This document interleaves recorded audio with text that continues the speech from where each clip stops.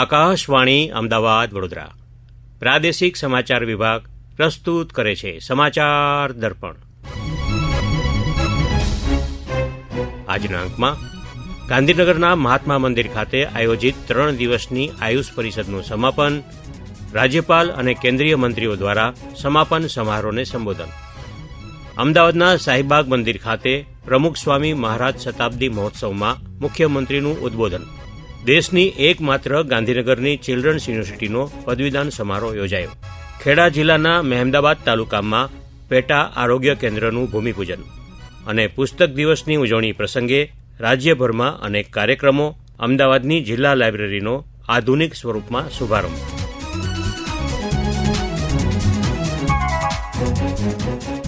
ગાંધીનગરના મહાત્મા મંદિર ખાતે 3 દિવસની વૈશ્વિક આયુષ પરિષદ યોજાઈ ગઈ.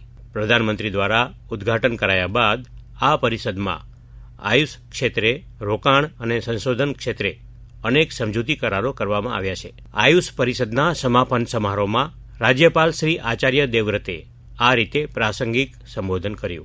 આપ आयुर्वेद से जुड़े लोग हैं, होम्योपैथी से जुड़े लोग हैं, यूनानी से जुड़े हुए लोग हैं और मैं समझता हूं कि ये सारी जो चिकित्सा पद्धतियां हैं ये सब मन और आत्मा अध्यात्म पर टिकी हुई है.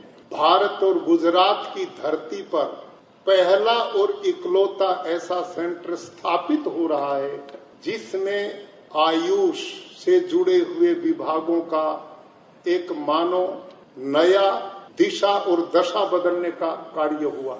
आप और हम सब जानते हैं प्रधानमंत्री जी हैं जिन्होंने आयुष अलग से मंत्रालय की स्थापना की. इससे पहले तो एक स्वास्थ्य विभाग मंत्रालय और उसमें केवल एक ही दिशा में सारी ताकत लगती थी. कोई आयुर्वेद को पूछता नहीं था, होम्योपैथी को जानता नहीं था, सिद्ध यूनानी को कोई जानता नहीं था, प्राकृतिक चिकित्सा की तो कोई कहानी ही नहीं थी. ऐसी स्थिति में जबकि हमारी जो पद्धतियां हैं ये इतनी साइंटिफिक वैज्ञानिक हैं, ये ऋषियों द्वारा स्थापित परंपरा की विधि है.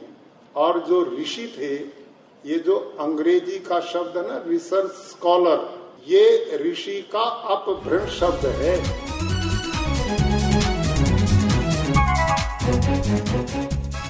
કેન્દ્રના માહિતી અને પ્રસારણ મંત્રી શ્રી અનુરાગ ઠાકુરે તેમના સંબોધનમાં हील इन इंडियाનો સંદેશ આપ્યો. मैंने सुना है कि आप आयुष की तरफ से ई मार्केट प्लेस भी खड़ा करने जा रहे हैं. जैसे हमारा जेम पोर्टल में लाखों करोड़ रुपए का आज व्यापार होता है, आने वाले समय में आयुष के ई मार्केट प्लेस में भी करोड़ों रुपए का व्यापार होने जा रहा है. मेरे भाइयों, तुलसी की बात हो, एलॉय की बात हो, सैंडलवुड की बात हो, टर्मरिक की बात हो, शीतराज की बात हो, हमें ऐसी बहुत सारी आयुर्वेदिक मेडिसिन जो मेडिसिन प्लांट्स हैं उनमें भी इन्वेस्ट करना चाहिए. फार्मर्स को भी जागरूक करना चाहिए. और जड़ी बूटियों का खजाना जो भारत में है, हरित सोना की बात यहाँ पर आज कही गई. मैं साथ साथ में अपने पॉइंट्स लिख रहा था. हरित सोना की बात कही गई. इन्हीं बूटी और जड़ी बूटियों को अगर इसका ज्ञान हम और प्राप्त करेंगे तो भारत की सॉफ्ट पावर है. इसके माध्यम से योग और आयुर्वेद के माध्यम से, होम्योपैथी के माध्यम से दुनिया भर में हम अपनी ताकत को और मजबूत कर सकते हैं. और जो स्वामी विवेकानंद जी कहते थे भारत विश्व गुरु हो, तो हमें हर क्षेत्र में अगर विश्व गुरु बनना है तो इस क्षेत्र में विश्व गुरु बनने का हमारा अब सपना साकार होने का समय आया है.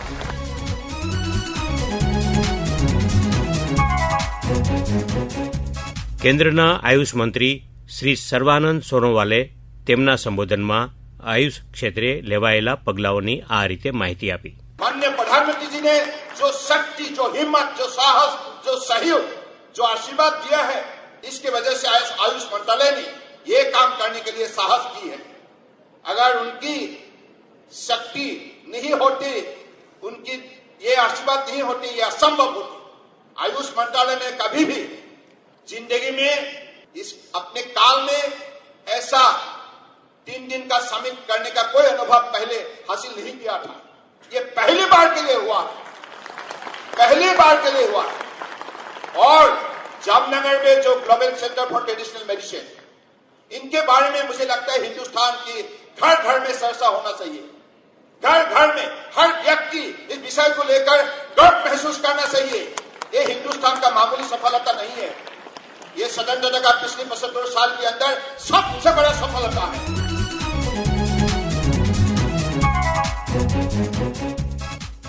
અમદાવાદના શાહીબાગ મંદિર ખાતે પ્રમુખ સ્વામી મહારાજ શતાબ્દી મહોત્સવ ઉજવાઈ ગયો.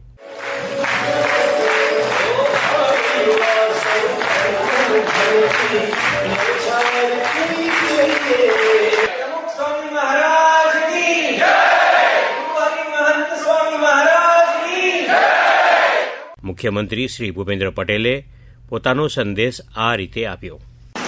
આપણે પ્રમુખ સ્વામી મહારાજના ચરણોમાં રહીને શીખ્યા છે કે જે પણ કાર્ય કરવું તો કેટલી ચીવટથી કરવું, કેટલું સારું. કોઈ આવશે અહીંયા ત્યાં આગળ તો એને આટલી તકલીફ ના પડે એનું આયોજન અહીંયા કરવું.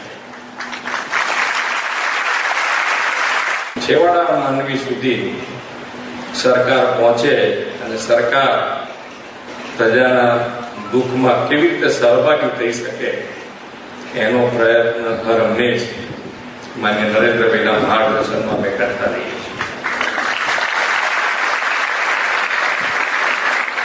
આપણે બધાએ સંતના આશીર્વાદ છે, એક દિવ્ય શક્તિ માન્ય નરેન્દ્રભાઈમાં છે અને એ વિઝનરી લીડર કહેવાયા છે એટલે એમને નથી, એમનું વિઝન છે અને એ પ્રમાણેનું કામ થઈ રહ્યું છે.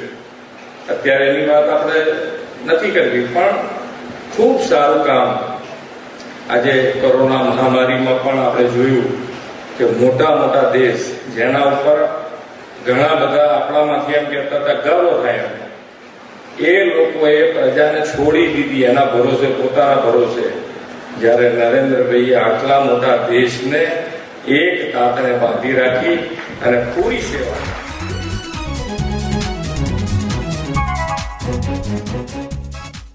ગાંધીનગર ખાતે આવેલી દેશની એકમાત્ર ચિલ્ડ્રન્સ યુનિવર્સિટીનો પદવીદાન સમારોહ યોજાઈ ગયો. રાજ્યપાલ શ્રી આચાર્ય દેવવ્રતે दीक्षांत प्रवचन आप्યું. मानव का निर्माण है तो बाकी सब चीज का निर्माण स्वयं ही हो जाता है. आप इस बात को विचार करें कि इस धरती पे असंख्य प्राणी हैं, असंख्य प्राणी हैं. उन असंख्य प्राणियों में एक मनुष्य भी प्राणी है. इस मनुष्य को छोड़कर जितनी भी योनियां हैं वो सारी भोग योनियां हैं.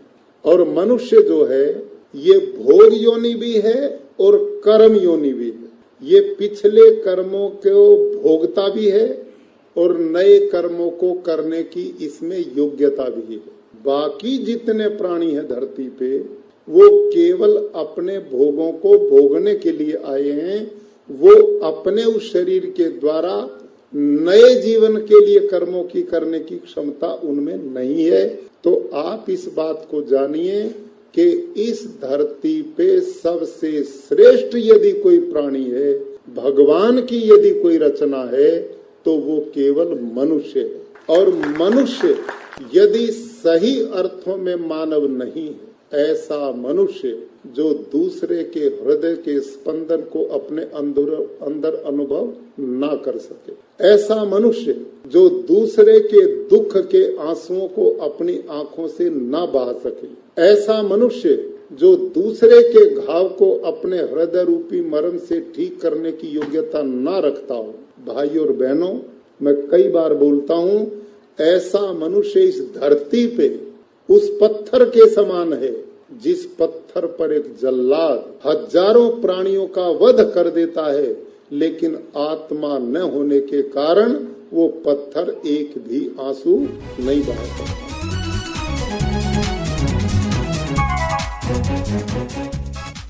રાજ્યના શિક્ષણ મંત્રી શ્રી જીતુભાઈ વાઘાણીએ પ્રાસંગિક ઉદ્બોધન કર્યું. આપણને આનંદ છે કે ઋષિ પરંપરા, ઋષિ વ્યવસ્થાઓ, આજે જેને આપણે સાયન્સ કહીએ છીએ, ગર્ભ સંસ્કારો, બાળ સંસ્કારો આપણી સંસ્કૃતિનો ભાગ છે. આજે સાયન્સે પણ એમને સ્વીકારવું પડ્યું છે. એ જ પરંપરા સમયની સાથે સામાજિક દાયિત્વને કારણે એ માતા હોય, પિતા હોય કે પરિવાર હોય, એ કંઈક ભૂલાઈ જતું હતું. એમને યાદ કરવાનું કામ એ નરેન્દ્રભાઈએ ચિલ્ડ્રન યુનિવર્સિટીની સ્થાપનાથી શરૂઆત કરી અને આજે એ નાનું બીજ એ વટવૃક્ષ બનીને મોટું થઈ રહ્યું છે.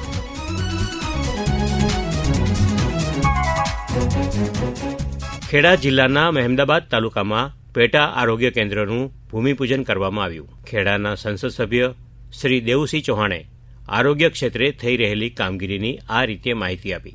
ગુજરાત સરકારના આરોગ્ય શાખા તરફથી ખેડા જિલ્લાને 3 સબ સેન્ટર આપવામાં આવ્યા છે. લગભગ 78 લાખના ખર્ચે એમાંનું એક રાસકા, માકવા અને 3 ત્રીજું વાંઠવાડી એમ અમદાવાદ વિધાનસભામાં આ 3 સબ સેન્ટર શરૂ કરવામાં આવશે અને ખાતમુહૂર્ત કરવામાં આવી રહ્યા છે.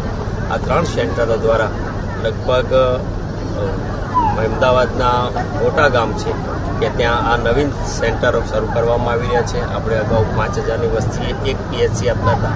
હવે જેમ જેમ સંખ્યા વધે છે એમ નવા પીએચસી સેન્ટરો પણ તૈયાર કરવામાં આવી રહ્યા છે. ત્યારે સરકારના અમે સૌ ઋણી છીએ કે સરકારે ખેડા જિલ્લા માટે ખૂબ સરસ આરોગ્યનું એક પ્રકારે ઇન્ફ્રાસ્ટ્રક્ચર આપ્યું છે.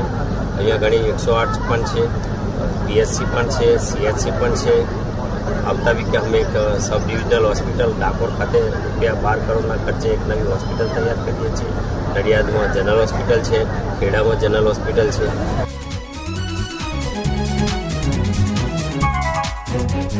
વિશ્વ પુસ્તક દિવસ નિમિત્તે રાજ્યભરમાં અનેક કાર્યક્રમો યોજાઈ ગયા. અમદાવાદની સરકારી જિલ્લા લાઇબ્રેરીને ટેકનોલોજી અને આધુનિક સુવિધા સાથે સુસજ્જ કરવામાં આવી છે. જિલ્લા શિક્ષણ અધિકારી શ્રી હિતેન્દ્રસિંહ પઢિયારે વધુ માહિતી આપી. આ લાઇબ્રેરીમાં લગભગ 8 થી 10 હાઈટેક કોમ્પ્યુટરો મૂકવામાં આવ્યા છે. જે વિદ્યાર્થીઓ લાઇબ્રેરીમાં વાંચન માટે આવે છે એ વિદ્યાર્થીઓને કોઈ સંદર્ભ માટે જ્યારે ઇન્ટરનેટ એક્સેસ કરવાની જરૂર પડે તો અત્યાર સુધી મુશ્કેલી પડતી હતી. હવે એ વિદ્યાર્થીઓ પોતાના અભ્યાસ માટે જરૂરી એવું ઇન્ટરનેટની સુવિધા પણ અહીંયા વિદ્યાર્થીઓને મળશે. ખૂબ જ અદ્યતન 5 માળનું બિલ્ડિંગ છે. 36,000 કરતાં પણ વધારે પુસ્તકો છે. એર કન્ડિશન બિલ્ડિંગ છે. બિલ્ડિંગની અંદર કાફેટેરિયાની સુવિધા છે. વિદ્યાર્થીઓ માટે કિડ્સ ઝોન છે. એટલે એકદમ સ્ટેટ ઓફ ધી આર્ટ કહી શકાય એવું સુંદર મજાનું પુસ્તકાલય રાજ્ય સરકાર દ્વારા બનાવવામાં આવ્યું છે. અંદાજિત 1 કરોડના ખર્ચે આ લાઇબ્રેરીના પાયલટ પ્રોજેક્ટમાં વિવિધ વિભાગોનું ઇન્ફ્રાસ્ટ્રક્ચર ડેવલપમેન્ટ કરવામાં આવ્યું છે.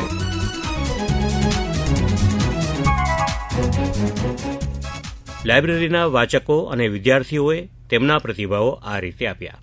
દરેક વિદ્યાર્થી અહીંયા જે વાંચવા માટે આવે છે એને ખૂબ જ લાભ મળી શકશે. પ્લસ એસી લાઇબ્રેરી થઈ ગઈ છે, ગરમીમાં બી એ સારું રહેશે. અને અહીંયા દરેક પ્રકારની બુક્સ અવેલેબલ છે. તમારે જે direction, fiction, non fiction, religious, non religious કંઈ પણ પ્રકારની વાંચવી હોય તો પણ અહીંયા બુક્સ અવેલેબલ છે. અને વાંચવા માટે પણ સરળતાથી એ બધી જ બુક્સ અહીંયા તમે વાંચી શકો એની સુવિધા હવે કરી રહ્યા છે. અહીંયા પ્લસ કિડ ઝોન છે, પ્રોજેક્ટર રૂમ બનાવ્યો છે. એ બધે વસ્તુઓના લીધે બહુ જ ફાયદો રહેશે. ગવર્મેન્ટ આટલું બધું અમારા માટે કરી રહી છે એના બદલે અમે બહુ જ આભારી છે. Thank you. અને હવે આ લાઇબ્રેરીનું નવું સ્માર્ટ લાઇબ્રેરીમાં લોકાર્પણ થઈ ગયું છે. તેથી વિદ્યાર્થીઓને internet access, cafeteria, kid zone, નવું ઇન્ફ્રાસ્ટ્રક્ચર, એસી તરફ અને નાનામાં નાની કમ્ફર્ટ ઝોન માટે એમના બધી જ ફેસિલિટીઝનું ધ્યાન રાખવામાં આવ્યું છે. અને વાત કરીએ ડિજિટલ સ્માર્ટ લાઇબ્રેરી અહીંયા બનાવી છે તો there R lot of things. જેમ કે અહીંયા બહુ બધા પીસીસ છે તો લેપટોપ કેરી કરવાની રોજ જરૂર રહેતી નથી. એન્ડ બીજું જોવા જઈએ તો there are different sections, magazines બી મળી રહે છે કે જે કોમ્પિટિટિવ એક્ઝામ્સ માટે કે કોઈ બીજી એક્ઝામ્સ માટે, ટેકનિકલ એક્ઝામ્સ છે તો એમાં એ વધારે બેનિફિશિયલ રહેશે. ઇવન તમે જોવા જશો દેર ઇઝ અ કેફેટેરિયા, તો ગમે તે કોઈકને ચેન્જ ઓવર જોઈતો હોય, 15 મિનિટનો નાનો બ્રેક જોઈતો હોય તો બી બીજે ક્યાંય બહાર જવાની જરૂર નથી પડતી. અને બીજું એના સિવાય જોઈએ તો બહુ એવી ઘણી બધી વસ્તુઓ છે જેમ કે અહીંયા કલર્સનો એવી રીતના યુઝ કર્યો છે, એવા કોટેશન્સ લખ્યા છે.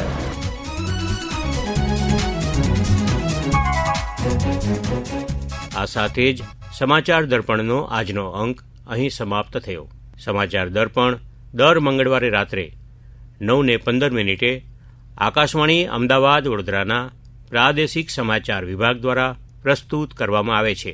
સંકલન હિના મોદી, લેખન, સંપાદન અને રજૂઆત યોગેશ પંડ્યા.